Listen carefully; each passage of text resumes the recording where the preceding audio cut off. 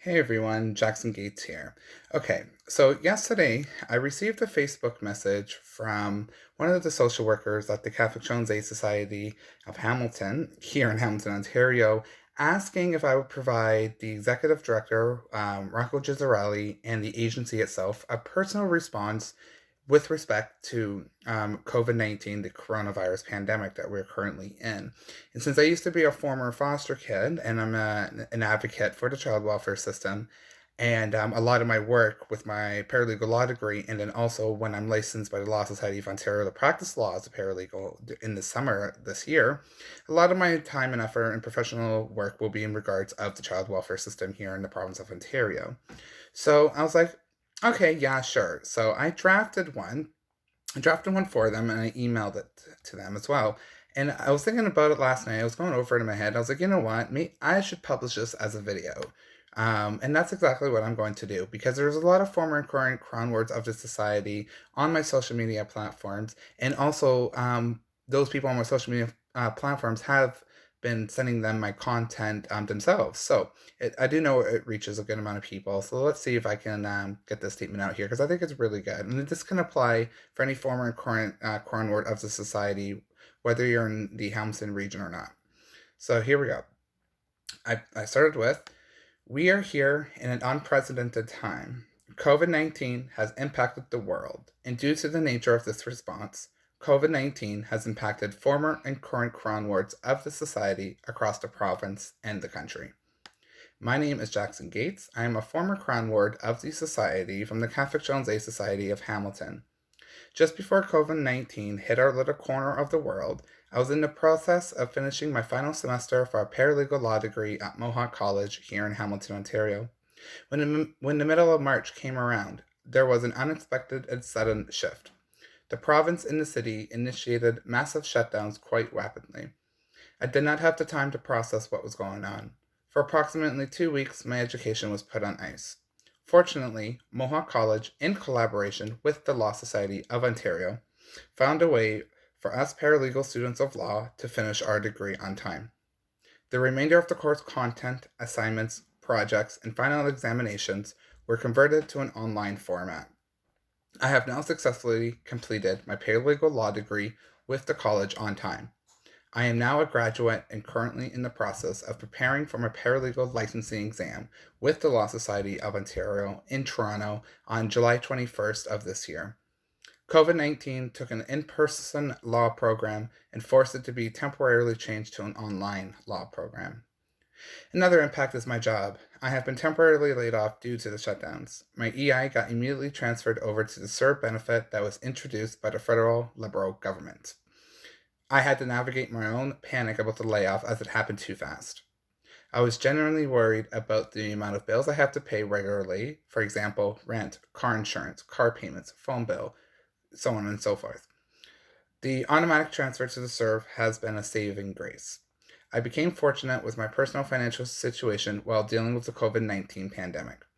I will be back to work full time as soon as it is feasible to do so. My mental health has taken a small decline as well. My anxiety and depression have been amped up a bit. I am dealing with this every day. In order to cope, I have been watching shows that always bring me joy and laughter into my own little life. So, for an example, Star Trek, Charmed, Law and Order Special Victims Unit, etc. Further, when I need to get out of the house, I get into my car alone and I go for drives. If I need someone to talk to, I pick up the phone and call a friend or two. I clean even if I don't have to. Keeping my hands busy while doing something has been extremely helpful. To date, I have been successful in keeping my mental well-being in check and dealing with the episodes that like to present themselves. I take this pandemic on a day-by-day basis and always hoping for the best. Speaking of hope, here's a message of hope to former and current crown wards of the society. You are not alone. We are all in this together. As crown wards, we have the amazing ability of resiliency. In our lives, we have been through so much, but yet we are still here. This is no different. In the end, we will be okay. COVID 19 will be gone eventually. The climate that we are in now is not permanent. I guarantee that when this crisis is over, we will be back even stronger and better than before. Further, the resources available to you is in abundance.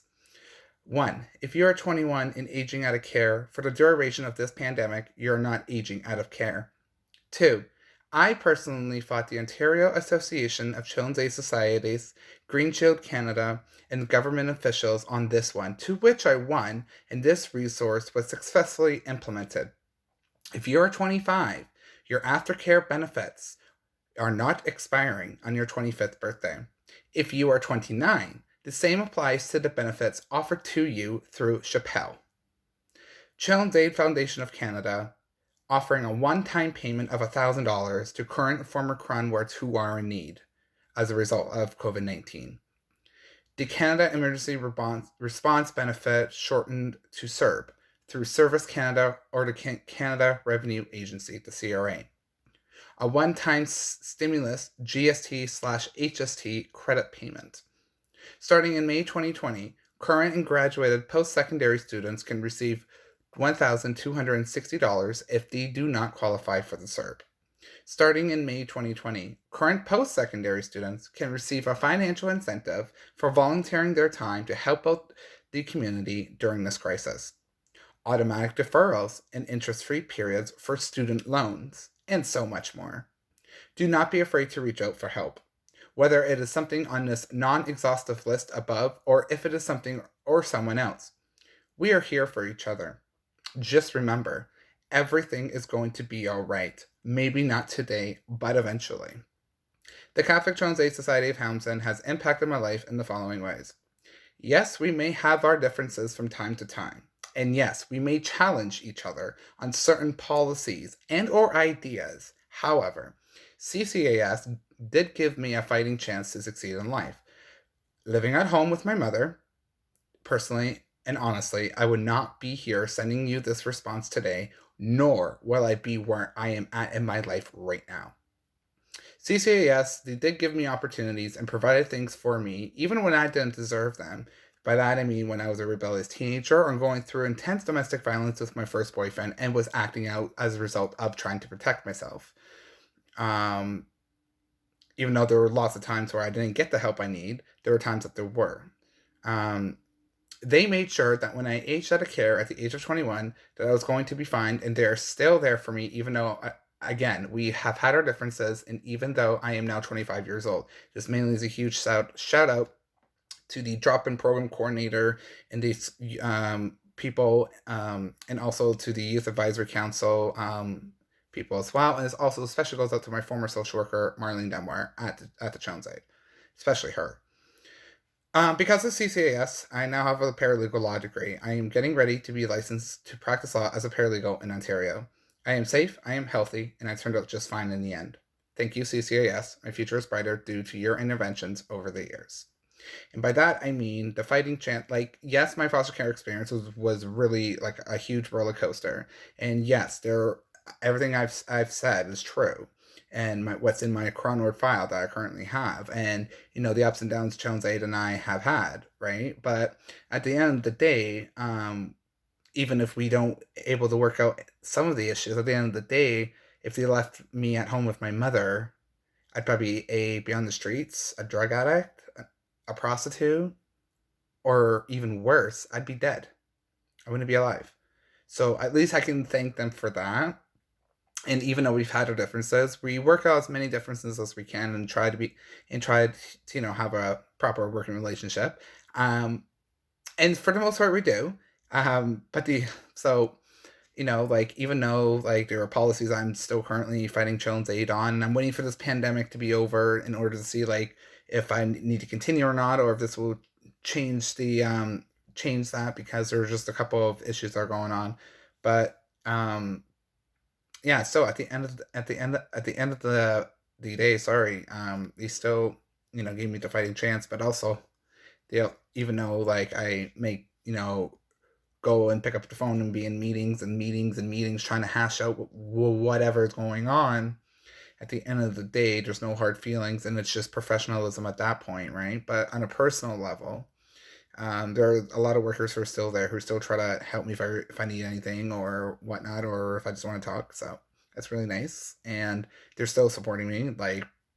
They're well, by support I mean as like reaching out if I need them, like to talk to them, because I don't get financial support from them anymore because I'm not a foster kid anymore. My court order expired. But if I need them for like um, emotional or mental support, or just someone to talk to, really, or for networking, they're there. And yeah, and we do have a couple of issues to sort out ourselves, in regards to policies and all that. But all given time, that will all be smoothed out. And you know what? Um, Whatever. Like, it happens, right? But yeah, so this is my personal response to them. I sent it off to the email. Hopefully, Rocco Gizzarelli and the agency itself can put it to good use. Took me, what, 2 pages? So it's not too bad. So I thought I'd share this with you guys, though, as I do have um, former current coroners from across this province that do follow my social media platforms, both on Facebook and Instagram. And also, hopefully, as I said earlier, that they show other former current coroners that are not following me, show them this video and show them other things. So that'll be great. Anyways, I bid you adieu. Have a good day. Be safe. Be healthy. And again, if you need me, my DMs are open. And yeah, have a good day.